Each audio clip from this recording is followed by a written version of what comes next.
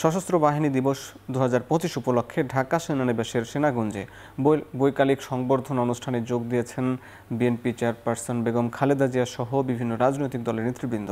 এই মুহূর্তে সেখানে আছেন সহকর্মী শাহাদাত অভ্র। সরাসরি যাচ্ছি তার কাছে।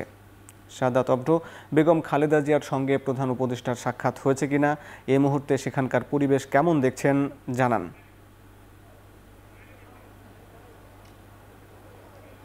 হাসিবুল্লাহ, এই মুহূর্তে কিন্তু বেগম খালেদা জিয়া ঠিক এই যে আমার পাশেই অবস্থান করছেন, যার কারণে পুরো জায়গাতে কিন্তু বলা চলে সবার আগ্রহ এবং সবাই কিন্তু আগ্রহের কেন্দ্রবিন্দুতে রেখেছে বেগম খালেদা জিয়াকে, যার কারণে এই যে এই পুরো জায়গাটি উৎসব মুখর এবং তার পাশাপাশি রাজনৈতিক দলগুলোর কিন্তু আমি প্রত্যেক রাজনৈতিক দলের কর্মী নেতাদের কি এখানে লক্ষ্য করেছি। বিশেষ করে জুলাই গণঅভ্যুত্থানের সাথে সম্পৃক্ত সবগুলো রাজনৈতিক দল, বিএনপি থেকে শুরু করে জামায়াত ইসলামের আমির, এবং তার পাশাপাশি আমরা লক্ষ্য করেছি এনসিপি এবং বাংলাদেশের যে রাজনৈতিক দলগুলো আছে সবগুলো রাজনৈতিক দলগুলোরই কিন্তু প্রতিনিধিকে আমরা এখানে লক্ষ্য করেছি।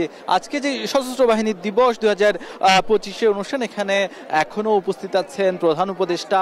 তিনি তার জায়গা থেকে কিন্তু বলেছেন আগামী নির্বাচনে সশস্ত্র বাহিনীর সদস্যদের বড় অবদান রাখতে হবে, এবং সেই অবদানের কথা কিন্তু তিনি বারবার করে মনে করিয়ে দিয়েছেন, বারবার করে বলেছেন যে আগামী যেই নির্বাচন হতে যাচ্ছে সেই নির্বাচন ঐতিহাসিক একটি নির্বাচন হতে যাচ্ছে, এবং তার পাশাপাশি যেই নির্বাচনে যারা অংশ নেবে এবং আগামী নির্বাচনই আসলে প্রমাণ করবে যে এই যে জুলাই গণঅভ্যুত্থান সেটি কতটা আমরা সফল করতে পেরেছি, এবং আগামী বাংলাদেশ যেই নির্মাণ বা পুনর্নির্মাণ সেটি কতটা সম্ভব হয়েছে সেটিও কিন্তু আগামী নির্বাচনেই বোঝা যাবে বলেও কিন্তু তিনি বলেছেন। এই সময় কিন্তু তিনি সবার কাছে সহযোগিতা চেয়েছেন, বলেছেন সকল রাজনীতিবিদ থেকে শুরু করে সামরিক বাহিনী থেকে শুরু করে সবাই কিন্তু প্রস্তুত থাকতে হবে এবং সহযোগিতা করতে হবে।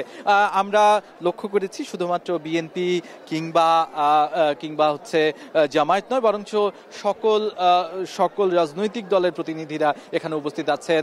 তার পাশাপাশি উপদেষ্টা পরিষদের সদস্যদের কিন্তু আমরা এখানে লক্ষ্য করেছি, তার সাথে সাথে যারা কূটনীতিক আছে তাদেরকে আমরা লক্ষ্য করেছি। আজকের এই অনুষ্ঠানটি হাসিবুল্লাহ বলা চলে যে একেবারেই যেই জুলাই আগস্ট পরপর যেমন হচ্ছে সবার মাঝে উৎসব মুখর পরিবেশ এবং নতুন এক উদ্দীপনা সবার মধ্যে যেমন আমরা লক্ষ্য করেছিলাম, যেই ঐক্য এবং আগের মতো যেই হচ্ছে একতা, সেটি কিন্তু আমরা হচ্ছে এই যে আজকের দিনেও আমরা লক্ষ্য করেছি। আজকে সকল রাজনৈতিক দল থেকে শুরু করে কূটনীতিক কিংবা সামরিক বাহিনীর সকল সদস্য সবাই কিন্তু এক কাতারে এসে দাঁড়িয়েছেন এবং আগামী নির্বাচনের জন্য প্রধান উপদেষ্টা নতুন বার্তা দিয়েছেন।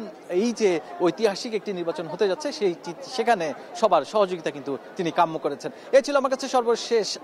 হাসিবুল্লাহ।